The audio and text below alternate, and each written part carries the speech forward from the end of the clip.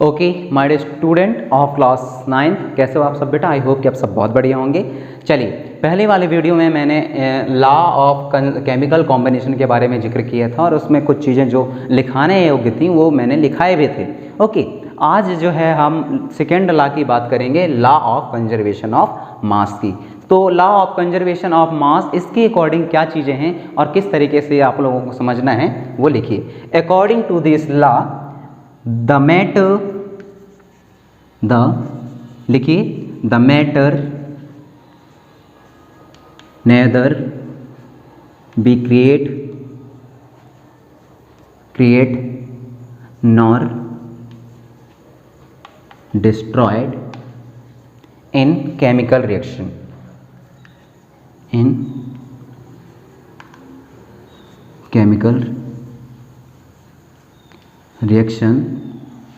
only it's conserved और remain conserved बस लिख सकते हैं आप लोग। it remain conserved only it's conserved, it's remain conserved ये लिख सकते हैं। तो अपन लोग लिख देते हैं यहाँ reaction it is remaining conserved, it's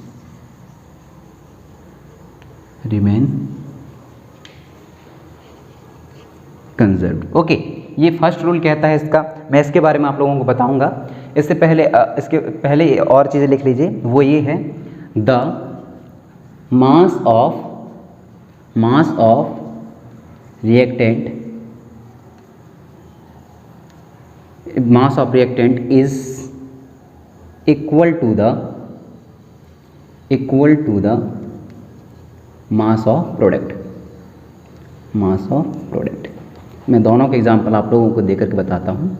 okay, चलिए, सेकेंड जो लॉ ऑफ क्या है बेटा, कंजर्वेशन ऑफ मास है, law of conservation of mass है। यह इसके अकॉर्डिंग क्या बोलता है, अकॉर्डिंग टू दिस लॉ, इस लॉ के अकॉर्डिंग जो मैटर है उसको ना तो क्रिएट किया जा सकता, ना तो बनाया जा सकता और ना ही इसको डिस्ट्रॉय किया जा सकता केमिकल रिएक्शन में। ये लॉ ये बोलता है कि केमिकल रिएक्शन पे जो मैटर है कैन नॉट बी डिस्ट्रॉय और can not be created. Okay, only remain conserve, वह हमेशा क्या रहती है, कंजर्व रहती है। ये इसका फर्स्ट बोला। दूसरा बोल रहा है the mass of the reactant is equal to the mass of product. जो रिएक्टेंट होते हैं केमिकल रिएक्शन, सिंपल सी बात है, कोई भी केमिकल रिएक्शन लिख लीजिए। जैसे मैं लिख लेता हूँ NaCl जब रिएक्ट करता है जिंक के साथ में, तब ये क्या बनाएगा बेटा, जिंक क्लोराइड प्लस सोडियम अलग हो जाएगा।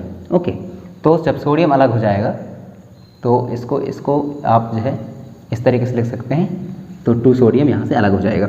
इसमें क्या है, जो इसका वो रहेगा, मास रहेगा, कौन कौन से, एक रिएक्टेंट तो आपका ये हुआ सोडियम क्लोराइड, दूसरा रिएक्टेंट क्या हुआ आपका जिंक। तो इस दोनों के मास यदि आप समझ लीजिए, इसको तो कैलकुलेशन करनी पड़ती है, वो आप लोगों को नेक्स्ट क्लासेस में बताई जाएंगी। तो यदि समझ लीजिए ये 5.8 ग्राम है, समझ लीजिए ये सपोज ऐसा ही है। तो ये जो आपका प्रोडक्ट है ये 2, तो ये क्या है 3 और 4 क्या है आपके प्रोडक्ट हैं, 3 और 4 क्या है आपका प्रोडक्ट है। तो इन दोनों का मास भी कितना होना चाहिए, 5.8 ग्राम होनी चाहिए।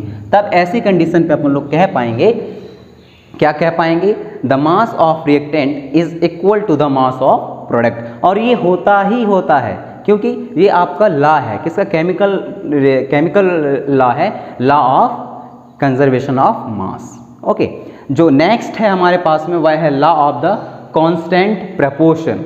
लॉ ऑफ कांस्टेंट प्रपोर्शन, तो लॉ ऑफ कांस्टेंट प्रपोर्शन क्या है, इसके बारे में हम इसी वीडियो में डिस्कशन कर लेते हैं। तो मैं इसको मिटा देता हूं।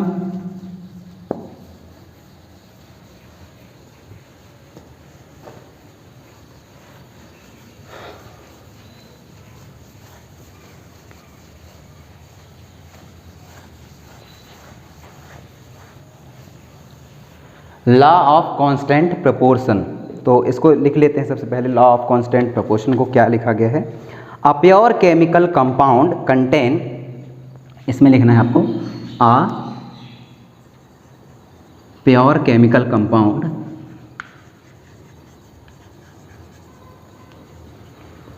contain क्या कंटेन करके रखता है? Contain the same element combine together, the same element combine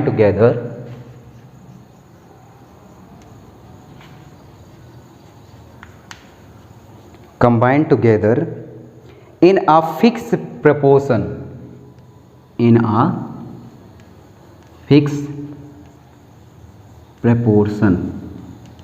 ये ऐसे रहनी चाहिए proportion, then by mass is given by law of definite proportion.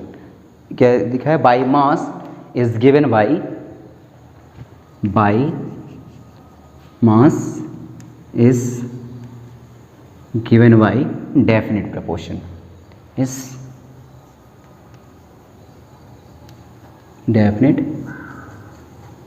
proportion. मैं इस दोनों चीज़ों को जिक्र करता हूँ, क्या है? Okay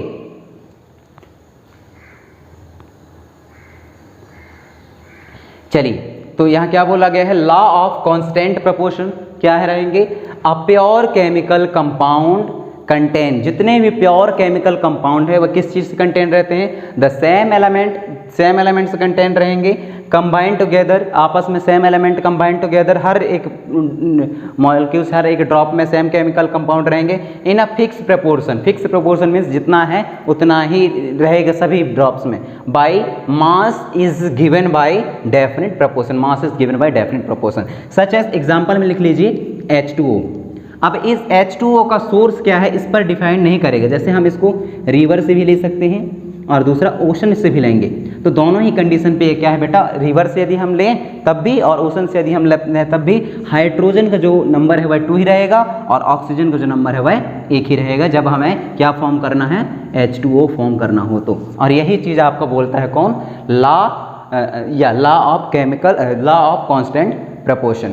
okay, law of chemical जो प्रोपोर्शन है वही यही चीज़ बोलता है कि यदि सपोज मान लीजिए हमें वाटर लेनी है, उसका सोर्स कुछ भी हो, चाहे हम नदी से लें तब भी और यदि ओशन या सी से लें तब भी, दोनों ही कंडीशन पे जो हाइड्रोजन है उसके मॉलिक्यूल्स 2 रहेंगे और ऑक्सीजन का मॉलिक्यूल्स 1 रहेगा, क्योंकि जो इसकी प्रोपोर्शन है वह कैसे रहते हैं? फिक्स प्रोपोर्शन पे रहते हैं. बोला है इन्होंने किस प्रोपोर्शन पे?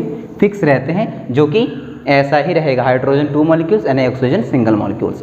मिलते हैं बेटा नेक्स्ट वीडियो में, बात करेंगे एटम की प्रॉपर्टीज़ की, बात करेंगे मॉलिक्यूल्स की और मॉलिक्यूल्स के प्रॉपर्टीज़ की. Thank you so much.